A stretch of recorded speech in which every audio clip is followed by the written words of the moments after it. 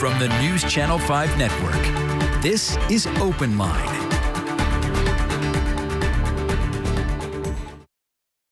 Good evening, everybody, and welcome to OpenLine. I'm Chris Davis, sitting in as host tonight. And we've got a really interesting topic. You know, the pandemic has impacted all of us in so many ways, but I think all of us can probably agree the biggest impact that anyone has seen in this pandemic is probably in our children. And I know many of you watching at home either have kids of your own or grandkids of your own, and you're curious about this topic. So we want you to call in with your questions. You see the phone number on your screen. Feel free to call in questions, to ask questions of our guest tonight, Dr. Yasas Tanguturi from Vanderbilt University. He is a associate medical director of Vanderbilt's Psychiatric Hospital.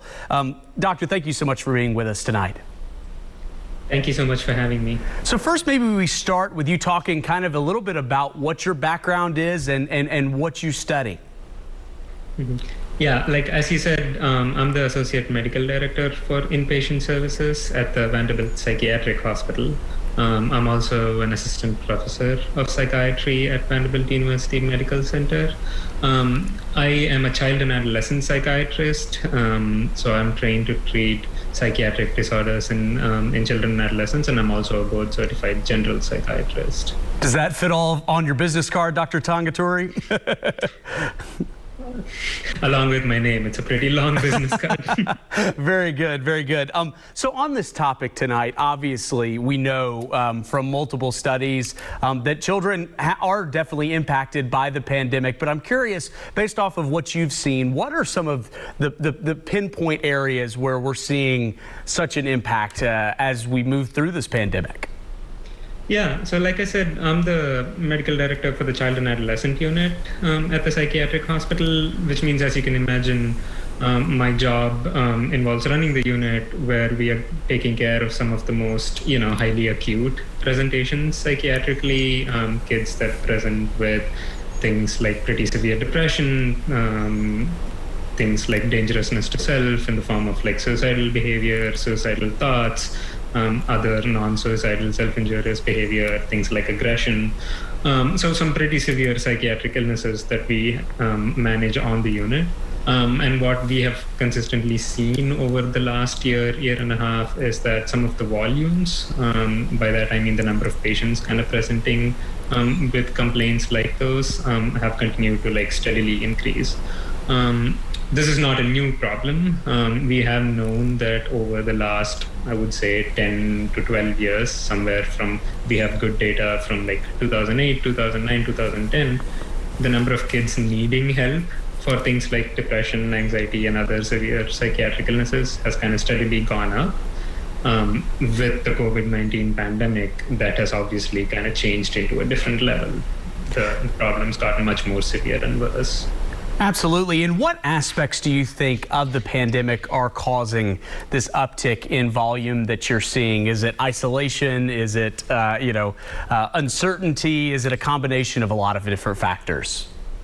Yeah, it's definitely a combination of a whole bunch of different factors. There's some new data that shows that about 140,000 kids in the country have experienced some loss of a caregiver or death of a caregiver due to COVID, which is a pretty high number. And as you can imagine, the separation, loss, grief, along with already the structural things that the pandemic can cause, like the social isolation, the effects of quarantine, loneliness, along with what some of the other social kind of factors can be, access to resources, access to healthcare, access to education. All of those things can be contributing to the increase in the volume.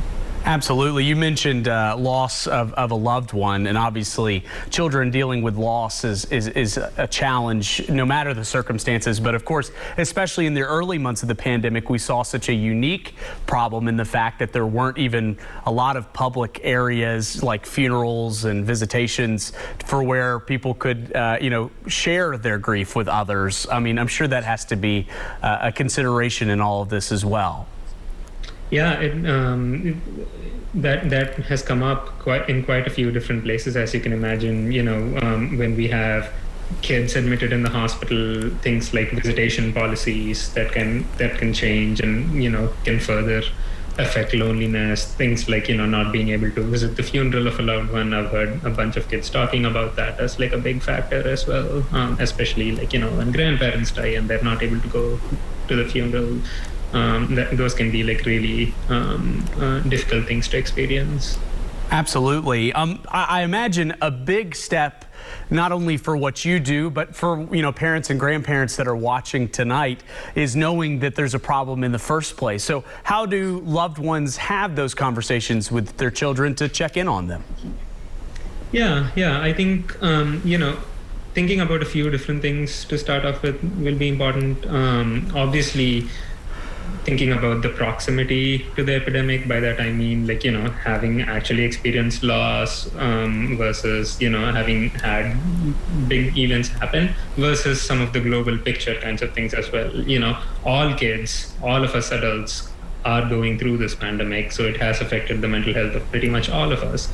And so, definitely kind of recognizing which kids may be affected more than others is going to be important, and a lot of that job rests with the caregivers, with the parents, with like schools and teachers as well, and starting to have the conversations about like checking in, seeing how things were going, talking about feelings, and kind of like thinking about what symptoms to screen for or what symptoms to kind of watch out for as caregivers would be important. Absolutely. So let's say, a parent or a grandparent has that conversation with the loved one or with a child and realizes that they may be dealing with certain, aspects of the pandemic. How do they gauge the severity of that? And at what point should they consider using a service that perhaps you provide at the psychiatric hospital? Yeah. So thinking about symptoms, you're going to think about, I guess, a few different things. Things like mood disorders. By that I mean depression, and depression can present in multiple different ways. Things like changes in mood, irritability, being more withdrawn, feelings of like numbness, feeling overwhelmed. All of those can fit into that category. Thinking about anxiety. Anxiety can present in a whole bunch of different ways based on your age group and age level. Thinking about different ways the anxiety can present, things like, somatic symptoms, meaning unexplained headaches, unexplained stomach aches, not wanting to go to school, being more tearful, being more easily overwhelmed. Symptoms of PTSD, meaning having a lot of like nightmares, having like increased arousal, avoiding different activities because of like trauma that may have happened. All of those are symptoms to kind of watch out for.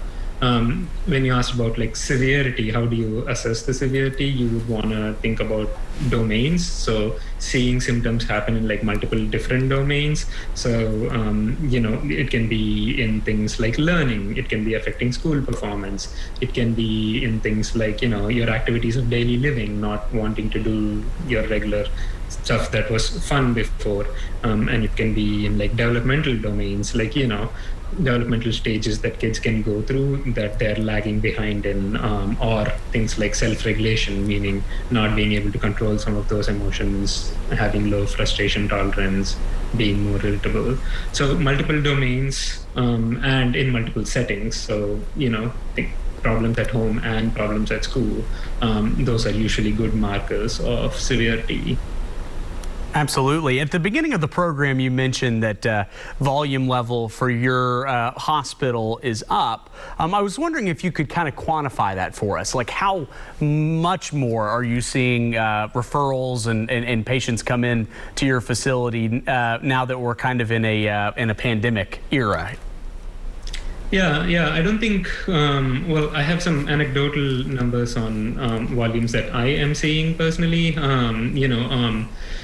I would say, like I said, the problem of kids presenting to the emergency room with psychiatric complaints has kind of steadily gone up. But in this year, it has been like double the volume.